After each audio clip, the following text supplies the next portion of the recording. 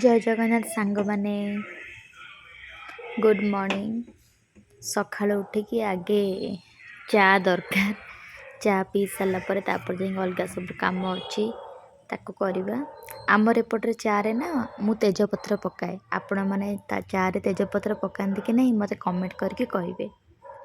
देखो गरम गरम चा आमर रेडी हो गला। आ मु नॉर्मली ग्लास रे पीवा को भल लगे कहीं टिके गरम सेटा रहे ना कप रे ठंडा हो जाए से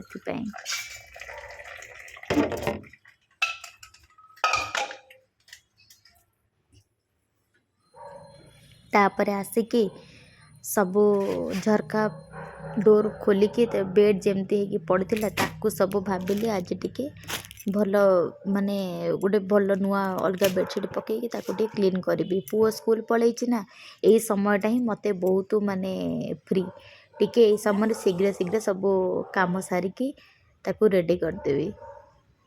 आ नॉर्मली बेडरूम रे टिके माने जिते परिष्कार परिच्छन्न रखिबे ना सेतिकी निजको भल लागिवो। तापरे किछि माने डेकोरेशन पाई किछि गोटे छोट मनी प्लांट आउ किछि जिनस आनिकी एमती जस्ट सजे देइथिली। मो पुओ आसिले खुशी हो जिवो। तापर आसीगली गोटे मेसोर ऑर्डर काली राति रे मु करथिली। काली राति रे आसी पहुँचला राति संज बेलू आउ सेथिपाई आउ काल राति रे खोली पार नथिली। आउ बर्तन भाविली नाई आगे मेसोर कौन जोड़ा ऑर्डर करथिली सेटा आगे भल से आसी ना नहीं कारण बेले बेले ना जहाँ ऑर्डर करतब सेटा भल से आसे ना। गोटे होम डेकोर छोट जिनसटा ऑर्डर करिछि देखिबे मात्र 137 टंका रे। देखंतुटा मेसोर करछि गोटे छोटिया फूल तोड़ा भलिया।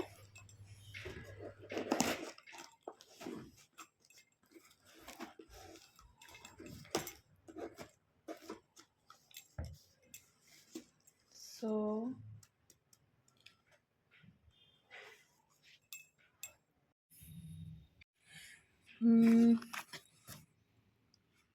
यहीटा आसी पूराटा व्हाइट कलर मते टिके लागिला फोटो रे जहाँ देखा जाउतला एक्चुअली रियल रे टिके अलग बट चलिबो। 137 टंका रे बहुत ही बढ़िया होईची किंतु माने बहुत छोट एटा आपन को फोटो रे कोन देखा जाउतबो कि बहुत छोट माने आको आपन टी पर ऊपर रखि परिबे किंतु डाइनिंग टेबल फ्रिज ऊपर रखले किछ देखा जीवनी माने बहुत साइज छोट।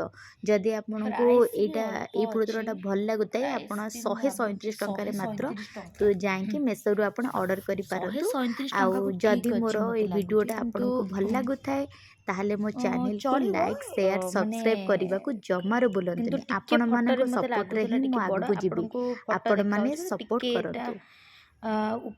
गोटे जगार टिके जगरू फाटी जाइची बट चलिबो ठीक अछि। केमती लागुची मते आपण दया करके कहिबे कमेंट करिवे। जदि आपण को एटा भल लागुताय ताहले मु ताहले मु आपन को लिंक शेयर करी आपण जाइकी मेसोरू एटा 137 टंका रे आपण ऑर्डर करि परिबे।